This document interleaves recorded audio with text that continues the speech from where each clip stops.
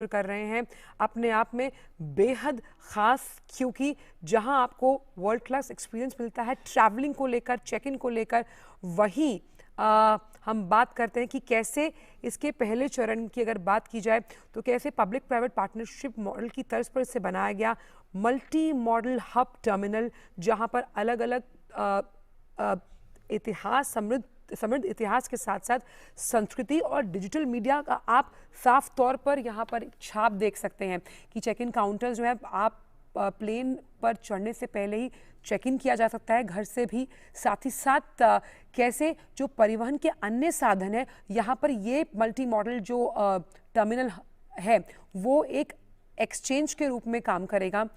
विभिन्न स्पर्श बिंदुओं के साथ बैगेज बेल्ट का क्षेत्र है, आगमन हॉल आप देख सकते हैं, वीडियो वॉल्स के माध्यम से कैसे प्रदर्शित किया गया है कि किस रो में आप बैठ सकते हैं, डिपार्चर है यहाँ से इंटरनेशनल फ्लाइट्स को लेकर, डोमेस्टिक फ्लाइट्स को लेकर, उस तरह से इस टर्मिनल 2 को तैयार किया गया है।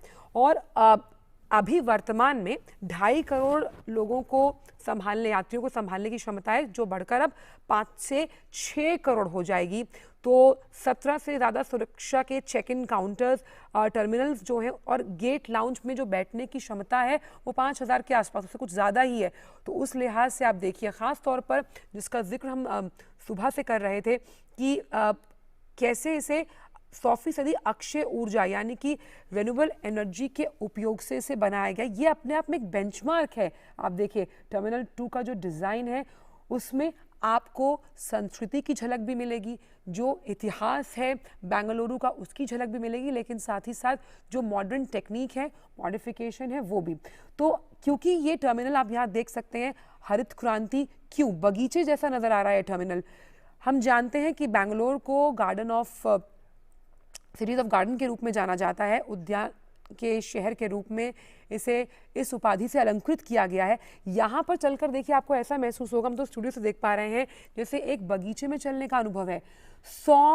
10,000 वर्ग मीटर की हरी दीवारें, हैंगिंग गार्डन, और जो बाहरी गार्डन्स हैं उसमें आप ऐसा लगेगा कि आप उसमें यात्रा करें। सबसे अहम बात क्या है, ये कुछ भी विदेशी नहीं है, ये सब कुछ स्वदेशी तकनीक से निर्मित है और उसी के उपयोग में बनाया गया है।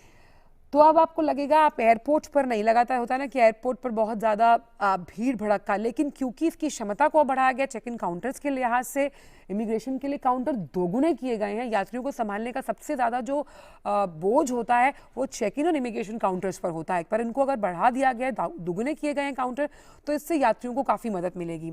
और इसका उद्घाटन प्रधानमंत्री नरेंद्र मोदी ने अभी कुछ ही देर पहले किया।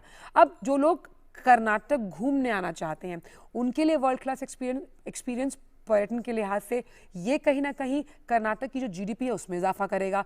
फिर हम बात करते हैं औद्योगिक जगत की, जो लोग बिजनेस के पर्पस से B2B फ्लाइट्स के साथ यहाँ पर आते हैं, वो अगर उनको होता है कि उनको एक दिन में काम खत्म करके वापस जाना है, उनके लिए भी एक ये जो एक्सपीरियंस है वो आरामदायक एक्सपीरियंस रहेगा जब हम एयरपोर्ट की बात करते हैं। तो पूरा टर्मिनल जो है अगर आप देखें उसकी खूबसूरती देखते ही बनती है। पूरा टर्मिनल गोल्डन रंग में रंगा हुआ उसी में जगमगा रहा है, अंदर और बाहर हरियाली, साफ सफाई। आप देखिए स्वच्छता के लिहाज से भी ये कई अलग अलग जो राज्य हैं उनके लिए एक मॉडल के रूप में काम कर सकता है। और यूएएस ने जिसको जीबीसी यानी कि पहले ही ग्रीन बेल्ट के उस सर्टिफिकेट से नवाज दिया है। और इस तस्वीरों से ही हम अंदाज़ा लगा सकते हैं कि कैसे सस्टेनेबिलिटी के लिहाज से, तकनीक के लिहाज से ये एक उन्नत T2 टर्मिनल है, जिसका जिक्र हम लगातार सुबह से कर रहे हैं। और इसकी खासियत हमने आपको हर तरीके से बताने की कोशिश की, और इसी का अनावरण प्रधानमंत्री ने अभी कुछ ही देर पहले किया है। तो कर्नाटक का समृद्ध इतिहास, संस्कृति को डिजिटल मीडिया और टेक्नोलॉजी के माध्यम से, खास तौर पर हम आगमन हॉल की बात करें, बैगेज बेल्ट काउंटर्स की बात करें, बड़े बड़े वीडियो हॉल्स की बात करें, और ये तो पहला चरण है जिसका जिक्र हम लगातार कर रहे हैं। दूसरा चरण भी जल्द पूरा होगा, जिसमें तमाम जो होटल्स हैं उनको एकीकृत किया जाएगा इस T2 टर्मिनल के साथ। और इस जो लोग यात्रीगण हैं उनकी यात्रा को एक ऐसा अनुभव देने के लिए कि आपको लगेगा ही नहीं कि ये देश आप भारत की धरती पर हैं। ये साफ तौर पर कहीं ना कहीं हमें उस तस्वीर की तरफ इशारा करता हुआ कि जैसे विदेश का एयरपोर्ट। और यही खासियत है, देखिए कि कहीं ना कहीं आत्मनिर्भर भारत और मेक इन इंडिया के इस वक्तव्य को और मजबूती मिलती है। और लगातार प्रधानमंत्री हमेशा से कहते हैं कि अगर जो एक राज्य अगर अच्छा काम करता है, केंद्र सरकार से जो मदद मिलती है, उस मदद का सही जो राशि मिलती है उसका सही इस्तेमाल किया जाता है इन विकास की योजनाओं पर। इंफ्रास्ट्रक्चर किसी भी राज्य के लिए सबसे बड़ी उपलब्धि, उस राज्य की आर्थिक व्यवस्था की रीढ़ की हड्डी माना जाता है। और इंफ्रास्ट्रक्चर के लिहाज से अगर आपकी कनेक्टिविटी है, यानी अगर आपका रोड रूट बहुत अच्छा है, जहां पर अगर तमाम सड़कें अच्छी तरीके से बनाई गई हैं, आपकी ट्रेन रूट बहुत अच्छी है, उसी लिहाज से अगर आपका एयर ट्रैफिक कंट्रोल यानी कि एयर ट्रैफिक रूट बहुत अच्छा है, वो कैसे होगा कि आपका जो एयरपोर्ट है वो सशक्त है, मजबूत है, उसमें इतनी क्षमता है कि वो ज़्यादा से ज़्यादा यात्रियों के चेक इन ले सके। उसकी बानगी हमने यहाँ पर देखी। और ये जो T2 टर्मिनल है उसका उद्घाटन अभी हाल ही में प्रधानमंत्री नरेंद्र मोदी ने किया। और क्योंकि यहाँ पर हम अक्षय ऊर्जा की बात करें तो देखिए, कभी कभी ये हमेशा कहा जाता है कि तकनीक का जब लिहाज होता है तो हम तकनीक को आगे रखते हैं और पर्यावरण को कहीं ना कहीं कॉम्प्रोमाइज़ करना पड़ता है। लेकिन T2 टर्मिनल कैंपगोड़ा एयरपोर्ट जो है बेंगलुरु का, यहाँ पर ऐसा नहीं हुआ। यहाँ पर तमाम जो 10,000 का वर्ग मीटर है, हरी भरी दीवारों से लबरेज, आप देख सकते हैं इस मॉडल को समझते हुए प्रधानमंत्री की किस तरह से इसको तैयार किया गया है।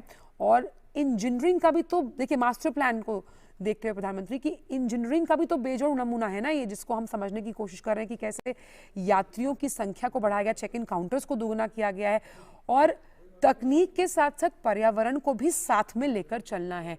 और समझाते हुए प्रधानमंत्री को वहाँ जो ये इस मास्टर प्लान के जरिए कि कैसे कंस्ट्रक्शन 2018 में देखिए शुरू हुआ था, फिर 2019 में इसका दूसरा चरण, अब ये जो दूसरा चरण है जिसकी कंप्लीशन 2025 में है, वो बाद में। लेकिन मास्टर प्लान यानी शुरुआत कहाँ से हुई, किसी भी अच्छे काम को शुरू करने के लिए ये जानना बेहद जरूरी है कि उसकी मास्टर प्लानिंग कैसे की गई थी।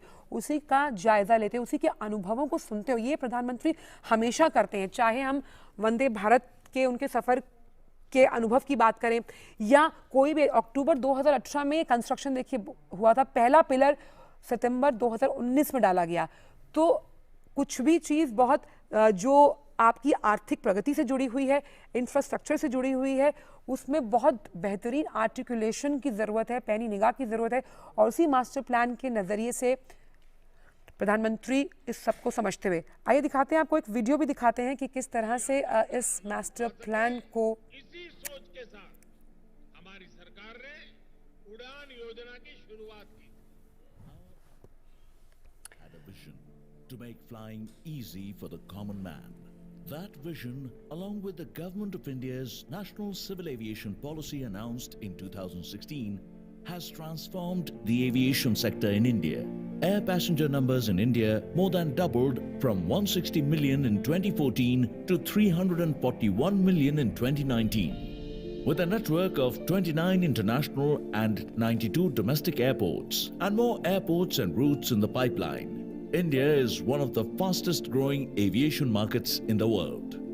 साथियों, आज भारत में दुनिया का तेजी से विकसित होता एविएशन सेक्टर है। एयर ट्रैफिक के मामले में हम दुनिया के टॉप 3 देशों में पहुंचने वाले हैं। As millions of Indians discover the joy of flying, Kempegowda International Airport, Bengaluru too has seen a radical transformation. With passenger numbers continuously growing at India's 3rd busiest airport, an ambitious expansion plan was initiated and Terminal 2 was born. Terminal 2 is a tribute to the city of Bengaluru reflected in 4 pillars. Terminal in a garden, sustainability, art and culture, and technology. Terminal 2 will offer a whole new world of experiences, from tropical gardens to exclusive food, beverage and retail outlets. While technology will make journeys seamless, art will enthrall passengers. Terminal 2 at Kempegowda International Airport is a paragon for our Prime Minister's vision for aviation in India. This is an achievement for all of India. An airport terminal poised to make history when it's inaugurated by the Honorable Prime Minister Shri Narendra Modi ji. तो ये video है, इस video के माध्यम से समझाने की कोशिश की गई कि 2014 में कितने ऐसे एयरपोर्ट्स थे और कैसे अब 141 ऐसे इंटरनेशनल एयरपोर्ट्स हैं। लेकिन ये जो कहानी शुरू हुई टर्मिनल 2 बेंगलुरु की, जिसका अनावरण प्रधानमंत्री ने भी कुछ देर पहले किया है, इसमें साफ तौर पर एक रैडिकल चेंज हम इसमें देख पा रहे हैं, जहां पर प्रकृति से जुड़ा ये एयरपोर्ट है, सतत विकास यानी सस्टेनेबिलिटी है, आपको आपके शहर से जोड़ती हुई समृद्धि और संस्कृति से भी रूबरू करवाएगा। क्योंकि जब भी हम यात्रा करते हैं किसी भी शहर की, तो हमें होता है कि यात्रा आरामदायक हो, और उसकी शुरुआत अगर इस तरह के एयरपोर्ट से होती है जो हरित क्रांति का प्रतीक है, जहां पर आपको लगेगा कि आप किसी एयरपोर्ट पर ना होकर एक गार्डन में वॉक कर रहे हैं। खास तौर पर इंसान हमेशा फैमिली के साथ अगर सफ़र करता है तो वहाँ पर आपको खाने के तमाम जॉइंट्स का जिक्र किया गया, किस तरह से इसे वर्ल्ड क्लास बनाया गया है। और इस तरह ये तमाम इस तरह के एयरपोर्ट्स हैं, ये पब्लिक प्राइवेट पार्टनरशिप मॉडल की तर्ज पर, इसका जिक्र लगातार प्रधानमंत्री करते आए हैं कि कैसे अगर हमें एयरपोर्ट्स, रेलवे स्टेशन की अगर बात की जाए, बस अड्डे, उन्हें वर्ल्ड क्लास बनाना है तो पब्लिक प्राइवेट पार्टनरशिप मॉडल को आना ही होगा। तो India first integrated civil aviation airport, और ये रिवाइवल ऑफ एयरपोर्ट्स जो है, कैसे जो डोमेस्टिक और इंटरनेशनल पैसेंजर्स का आवागमन है उसे बढ़ाता है, और अगर उसे बढ़ाता है तो कैसे एविएशन इंडस्ट्री को बहुत फ़ायदा होता है, उस लिहाज से भी इस तरह के एयरपोर्ट्स का योगदान बहुत ज़रूरी है। और आपके ट्रैवलिंग एक्सपीरियंस को एक नॉच आगे ले जाने के लिए भी, अब देखिए 2022 की अगर बात करें तो 141 एयरपोर्ट्स रहेंगे, इंटरनेशनल एयरपोर्ट्स। सभी airports public private partnership model के जरिए बनाए गए। और एविएशन सेक्टर से प्रधानमंत्री जानते हैं कि पूरी जीडीपी में 2 से 2.5% का हिस्सा होता है एविएशन का। तो उस लिहाज से कैसे खाली फ्लाइट्स का अगर एक्सपीरियंस अच्छा आपको देना है तो आपको शुरुआत एयरपोर्ट से करनी होगी, ये लगातार प्रधानमंत्री कई बार कह चुके हैं। और fastest growing airports in the world 2018 की रिपोर्ट कहती है। और ये जो रेडिफिकेशन है आप देख पा रहे हैं, जो मॉडिफिकेशन आप देख पा रहे हैं, ये तस्वीरें, ये अपने आप में इसकी तरफ इशारा करती हुई, क्योंकि एयरपोर्ट आप अक्टूबर 2018 में कंस्ट्रक्शन फर्स्ट पिलर जो बनाया गया T2 का, वो 2019 सितंबर दिसंबर की अगर बात की है तो आधे से ज़्यादा काम इस तरह से चरणबद्ध तरीके से इसे किया गया। टर्मिनल इन अ गार्डन, जिसका जिक्र हम सुबह से कर रहे हैं, सस्टेनेबिलिटी कितना मजबूत, आर्ट एंड कल्चर आपके साहित्य से आपको, आपकी संस्कृति से आपको रूबरू करवाता हुआ, टेक्नोलॉजी यानी साहित्य, संस्कृति और साथ ही साथ आपकी टेक्नोलॉजी को भी लेकर एक साथ चलता हुआ बेजोड़ नमूना। क्योंकि हमेशा कहा जाता है कि जब हम तकनीक को लेकर चलते हैं तो हमारी संस्कृति पीछे छूटती है। यहाँ तकनीक भी है, यहाँ संस्कृति भी है, और कैसे पर्यावरण के साथ आपको आगे चले। क्योंकि हमेशा से ये कहा जाता है कि भाई सबसे ज़्यादा अगर प्रदूषण की हम बात करते हैं तो वो एयर ट्रैफिक से या पैसेंजर ट्रैफिक से है, लेकिन जिस तर्ज पे इसको बनाया गया है 10,000 वर्ग मीटर के गार्डन के लिहाज से, तो आप समझ सकते हैं कि पर्यावरण को भी ध्यान में रखकर अक्षय ऊर्जा यानी तमाम वो रिन्यूएबल सोर्सेज के विकल्पों को यूज़ किया गया है। और यही जिस मास्टर प्लान की पहली नींव प्रधानमंत्री ने रखी थी, आज वो खुद उसको पूरा होते हुए देख रहे हैं। कैंपेगौड़ा यानी कि नाथ प्रभु, जिन्होंने जो संस्थापक माने जाते हैं बेंगलुरु के, यही दूरदृष्टि उनकी थी, और इसी दूरदृष्टि और फौलाद इरादे को कहीं ना कहीं गति दी है प्रधानमंत्री ने।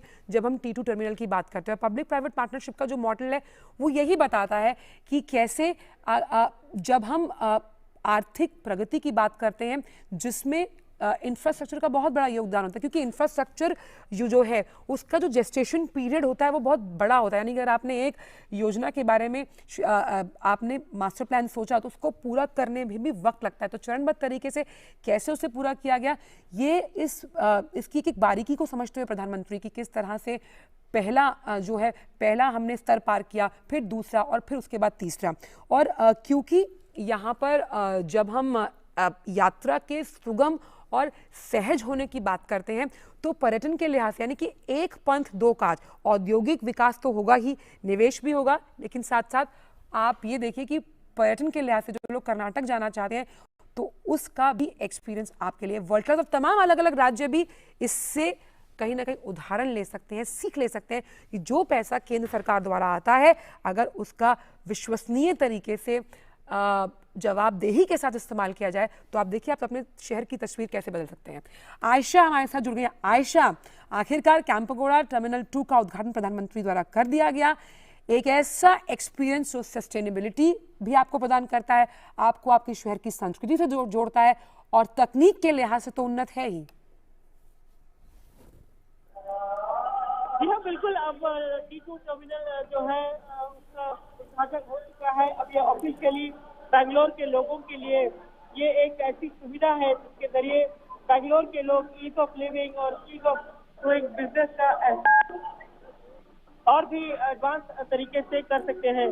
तो D2 टर्मिनल जो है फर्स्ट फेज में 5,000 करोड़ रुपए की लागत से तैयार हुआ है, और इस टर्मिनल की खासियत ये है कि इसका लुक जो है गार्डन थीम पर तैयार किया गया। इस टर्मिनल के अंदर हैंगिंग गार्डन देखे जा सकते हैं, और ये टर्मिनल जो है गार्डन सिटी का एक प्रतीक है। Garden city, Bangalore garden city कहलाया जाता था, तो इसका एक नया रूप हम अगर मानकर चले तो गलत नहीं होगा। तो D2 टर्मिनल में करीब 22 कॉन्टैक्ट गेट्स हैं, करीब 95 चेक-इन काउंटर्स होंगे, 17 सिक्योरिटी लेन्स होंगे। तो ये देखिए इतनी सुविधाएं जिस तरह से बढ़ा दी गई हैं, उसके जरिए एक स्मूथ सफर जो जी बहुत ही आसानी से इस टर्मिनल के अंदर से इस टर्मिनल का इस्तेमाल करते हुए कर सकते हैं।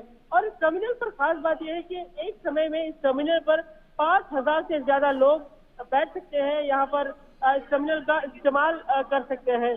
तो D2 टर्मिनल जो है टर्मिनल इन ए गार्डन के नाम से सस्टेनेबल टेक्नोलॉजी और इनोवेशन और कर्नाटक की कला और कल्चर का प्रतीक है, और इस कला और कल्चर को यहाँ पर दर्शाया गया है। तो प्रधानमंत्री ने इसका उद्घाटन किया है, तो इसके चलते यहाँ के लोगों में काफी उत्साह है, क्योंकि लोग इस बात को जानते हैं कि कैसे केंद्र सरकार कई प्रोजेक्ट का ऐलान करने के बाद उसे वक्त पर सही समय पर डिलीवरी करती रही है। 2019 में D2 टर्मिनल का एक्सपेंशन जो है वो शुरू हुआ था, और अब 2022 में यह टर्मिनल तैयार है, और दिसंबर से इस टर्मिनल पर पैसेंजर्स की आवाजाही शुरू होगी। लेकिन इस मैदान में यहाँ पर प्रधानमंत्री को सुनने के लिए जो लोग बैठे हैं, जो 2 लाख से ज्यादा लोग जमा है, वो काफी उत्सुक है देखने के लिए इस नए टर्मिनल को, और केम्पेगौड़ा स्टैचू का नजारा करने लोगों में उत्साह है, और इंतजार कर रहे हैं लोग कि प्रधानमंत्री नरेंद्र मोदी का संबोधन सुने और वो किसी तरह से टर्मिनल की एक झलक देखकर यहाँ से लौटे। और आयशा, क्योंकि लगातार हमने उस वीडियो में भी देखा कि कैसे पब्लिक प्राइवेट पार्टनरशिप मॉडल के जरिए ही इस तरह के एयरपोर्ट्स को और ज़्यादा उन्नत और सशक्त बनाया जा सकता है। तो बहुत अहम योगदान है पब्लिक प्राइवेट पार्टनरशिप मॉडल का इस तरह के एयरपोर्ट्स को और मजबूत और सशक्त बनाने के लिए।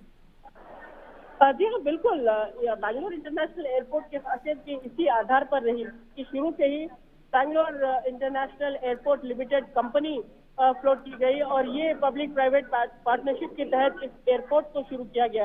हालांकि पहले बड़े नाम इस एयरपोर्ट को बनाने के लिए आगे आए, लेकिन कुछ कारण के चलते वो टेक ऑफ नहीं हो पाए। लेकिन Bangalore international airport limited company ने इस एयरपोर्ट को प्राइवेट पब्लिक पार्टनरशिप के तहत इस एयरपोर्ट को बैंगलोर में एक नया माइलस्टोन बना दिया, और D2 टर्मिनल के जरिए इस एयरपोर्ट ने पूरे विश्व के लिए एक ऐसा गेट खोल दिया, एक चेक-इन काउंटर बन गया विश्व के लिए, जिसके जरिए लोग बैंगलोर में आसानी से बैंगलोर पहुंच सकते हैं और उनका सफर सुहाना हो सकता है।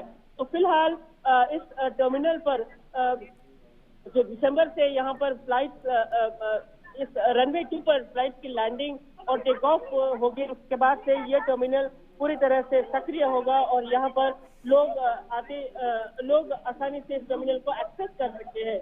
और भले ही लोग यहाँ से फ्लाइट के लिए सफर करने के लिए ना आए, लेकिन इस टर्मिनल को देखने के लिए शुरू में जाहिर है लोगों में काफी उत्साह रहेगा, क्योंकि फिलहाल T1 टर्मिनल भी बेंगलोर का किसी अंतर्राष्ट्रीय एयरपोर्ट टर्मिनल से कम नहीं है।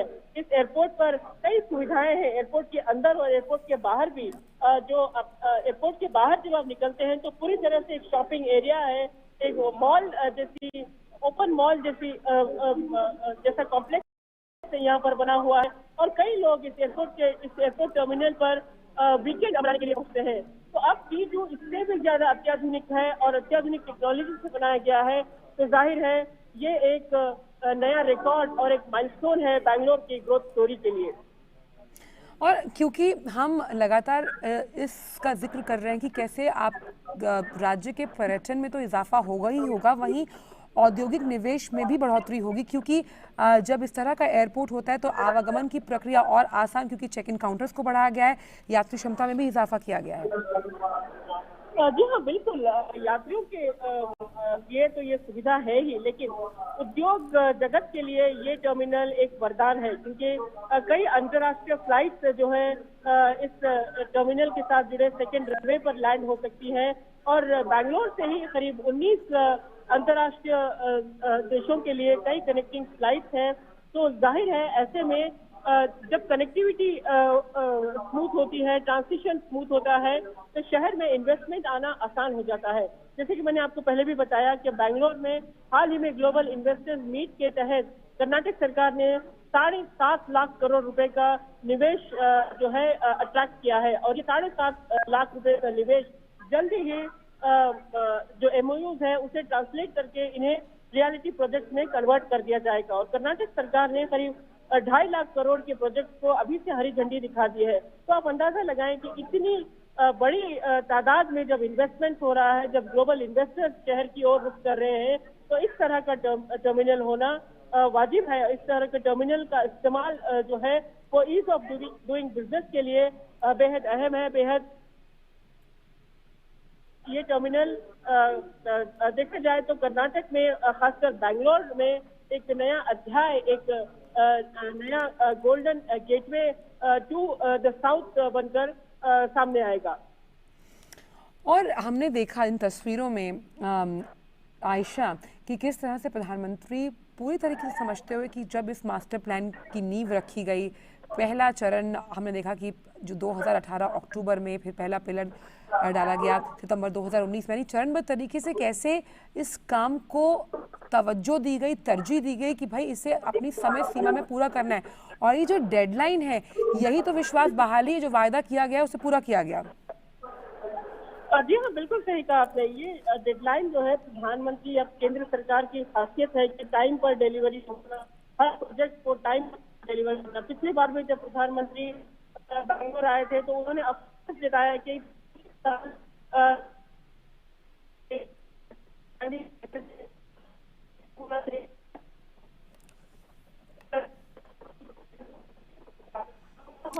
चलिए, आयशा का जो ऑडियो थोड़ा डिस्टर्ब है, लेकिन वो भी यही समझाना चाह रही हैं कि किस तरह से जब हम बात करते हैं कि कैसे जब नींव रखी जाती है किसी भी प्लान को पूरा करने की और कैसे उसे तरजीह और तवज्जो देके पूरा किया जाता है, उसी का एक बेजोड़ नमूना है कैंपगोड़ा अंतर्राष्ट्रीय हवाई अड्डे का टर्मिनल 2, क्योंकि इसे समय रहते, अपनी डेडलाइन के रहते, समय सीमा में रहते हुए इसे पूरा किया गया और उसी का जायजा लेते हुए प्रधानमंत्री समझते हुए, और जिसका जिक्र लगातार हम सुबह से कर रहे हैं कि कैसे किसी भी राज्य में, खास तौर पर अभी जब कर्नाटक का इन्वेस्टर मीट हुआ था तब भी प्रधानमंत्री ने कहा था कि पूरा विश्व कर्नाटक की तरफ देख रहा, IT हब तो वो है ही, लेकिन कैसे अब जब हम यात्रा के इस पूरे अनुभव को सुगम और सहज बनाते हैं, उस लिहाज से भी बेहद अहम। आयशा, आप अपनी बात पूरी कीजिए।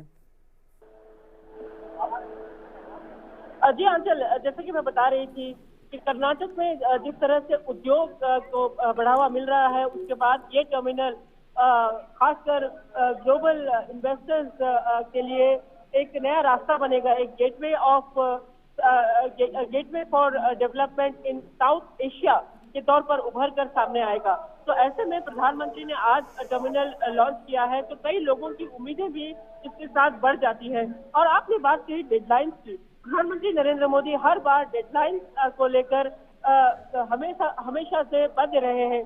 और जो प्रधानमंत्री की फ्लैगशिप स्कीम है गति, प्रधानमंत्री की जो गति शक्ति स्कीम है, जो योजना है, इसके तहत केंद्र सरकार ये तय करती है कि किस तरह से हर प्रोजेक्ट को इंटीग्रेट किया जाए, उसकी डेडलाइंस को यानी तमाम डिपार्टमेंट्स को इन्वॉल्व करते हुए, अलग अलग सेक्टर्स को इन्वॉल्व करते हुए उस प्रोजेक्ट को टाइम पर डिलीवरी हो। प्रधानमंत्री ने जब पिछली बार यहाँ पर भाषण दिया था, जब यहाँ पर पहुंचे थे बैंगलोर में, जब सब अर्बन रेलवे का उद्घाटन फाउंडेशन रखा था, उन्हें नींव रखी थी, तो उस समय उन्होंने इस बात का अफसोस जताया था कि जो काम 40 साल पहले होना चाहिए था वो नहीं हुआ और कई कारणों के चलते इन कामों में रुकावटें आई।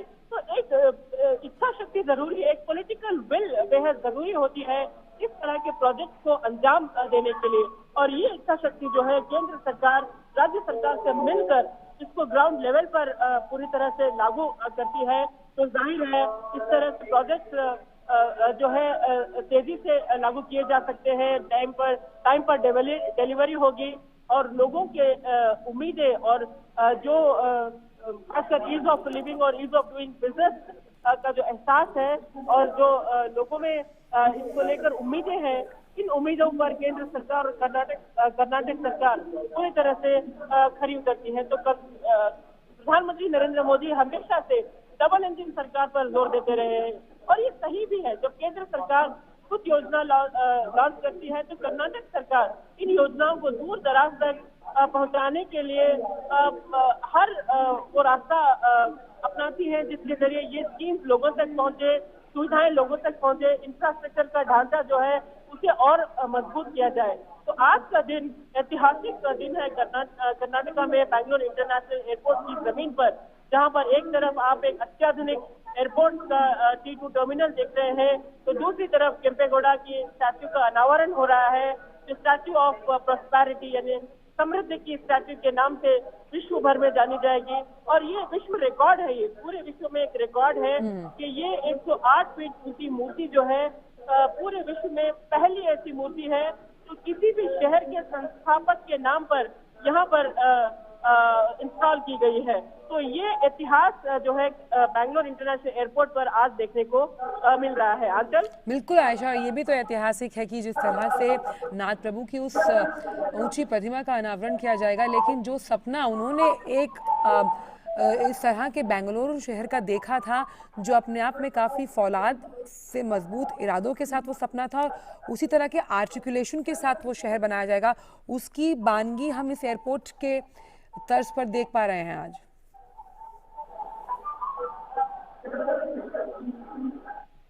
आयशा, इस शहर को एक आधुनिक शहर बनाने का सपना 400 साल पहले देखा था, और उन्होंने जो शुरुआत की थी एक आर्किटेक्चरल प्लानिंग के साथ जो शुरुआत की थी, आज हम देख रहे हैं कि कैसे प्रधानमंत्री नरेंद्र मोदी अपने विजन और अपनी फ्लैगशिप स्कीम के तहत बैंगलोर शहर को इंटरनेशनल मैप पर उसे एक नया मुकाम दिलाने के लिए हर बार जोर देते रहे हैं। और बैंगलोर जैसा शहर जहां जो R&D कैपिटल है, जहां पर स्पेस हेडक्वार्टर मौजूद है, यहाँ पर इंडियन इंस्टीट्यूट ऑफ साइंस है, और ये एक ऐसा शहर है जहाँ पर युवा शक्ति जो है स्टार्टअप्स के लिए एक अहम कड़ी है, और प्रधानमंत्री नरेंद्र मोदी इस शहर से काफी उम्मीदें भी रखते हैं। और यही वजह है कि प्रधानमंत्री ने कल उत्साह से ये ट्वीट किया था कि वो वाइब्रेंट सिटी बैंगलोर पहुंच रहे हैं, जहां पर वो विकासशील योजनाओं का आगाज करेंगे। तो लोगों में काफी उम्मीदें हैं और लोग इंतजार कर रहे हैं कि प्रधानमंत्री नरेंद्र मोदी यहाँ पहुंचेंगे और कुछ ही देर में उन्हें संबोधित करेंगे। और साथ ही क्योंकि हम लगातार एक सस्टेनेबिलिटी का फैक्टर का जिक्र कर रहे हैं, कहीं ना कहीं अन्य एयरपोर्ट्स के लिए, अन्य राज्यों के लिए भी कहीं ना कहीं उदाहरण के प्रतीक के तौर पर T2 टर्मिनल को देखा जा सकता है, जब हम बात करते हैं सस्टेनेबिलिटी और प्रकृति से जुड़ाव को लेकर। जी हाँ, बिल्कुल। इससे पहले जब दक्षिण भारत में हैदराबाद का एयरपोर्ट शुरू हुआ था, राजीव गांधी इंटरनेशनल एयरपोर्ट, तब तक हैदराबाद का एयरपोर्ट एक उदाहरण हुआ करता था कि दक्षिण में सबसे बड़ा एयरपोर्ट है और दक्षिण एशिया में इस एयरपोर्ट की कैपेसिटी सबसे ज्यादा है। लेकिन अब बैंगलोर का T2 एयरपोर्ट इस एयरपोर्ट से कई गुना आगे निकल चुका है। तो ये एक मील का पत्थर साबित होगा कि जब एयरपोर्ट की प्लानिंग होगी, एयरपोर्ट की डिजाइन तय की जाएगी। तो जरूर ये ध्यान में रखा जाएगा कि अगर एयरपोर्ट बनना है तो बैंगलोर जैसा एयरपोर्ट बनाया जाए। तो ये एक माइलस्टोन के तौर पर, उदाहरण के तौर पर एयरपोर्ट प्रेरित करेगा आने वाले शहरों में एयरपोर्ट बनाने के लिए। देखिए, खास बात यह है कि एयरपोर्ट की जरूरत आने वाले दिनों में ज्यादा पड़ेगी, क्योंकि प्रधानमंत्री नरेंद्र मोदी की जो उड़ान स्कीम है, छोटे छोटे शहरों को जोड़ते हुए जो उड़ान स्कीम है, उसके तहत एयर ट्रैफिक जो है वो बढ़ती जा रही है। कोई अपना वक्त बचाना चाहता है और जो अवेलेबिलिटी है, जो कनेक्टिविटी है बड़े शहरों से छोटे शहरों तक, तो आने वाले दिनों में बैंगलोर में, कर्नाटक में भी टियर 2 सिटीज पर जोर होगा, जहां पर इंडस्ट्रीज के लिए क्लस्टर्स तैयार होंगे। तो ये टियर 2 सिटीज के लिए उड़ान स्कीम, यानी छोटे छोटे शहरों के लिए उड़ान काफी एम्बिशियस योजना है।